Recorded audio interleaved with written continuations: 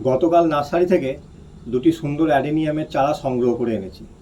আসুন দেখে নিই। এটির কোড 287 মায়া, গ্রাফটেড পিঙ্ক কালার, MC204।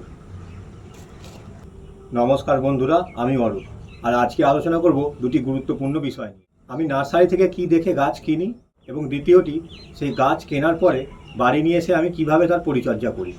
গাছ কেনার সময় আমি মূলত তিনটি জিনিসের ওপর লক্ষ্য করি।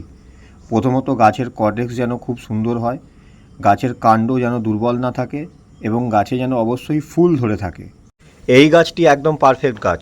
দেখুন, মোটা কটরেজ, তার ওপরে তিনটি ডাল, এবং গাছে এখনও পর্যন্ত ফুল ফুটে আছে। এরকম গাছ কখনোই কিনবেন না, কারণ গাছটি প্রথম থেকেই ফাঙ্গাসে আক্রান্ত এবং এই গাছে কোনো রকম ফুল ফুটে নেই। তাই কোড যাই লেখা থাক না কেন, বাড়ি এসে ঠকে যাওয়ার সম্ভাবনা অনেক বেশি। গাছগুলিকে প্রথমেই রিপোর্টিং করব না। এই মুহূর্তে আমার করণীয়, ফাঙ্গাসাইড পাউডার জলে গুলে ভালো করে স্প্রে করব, এবং 10 থেকে 15 দিন আমি এটি ছাওয়া স্থানে রেখে দেবো।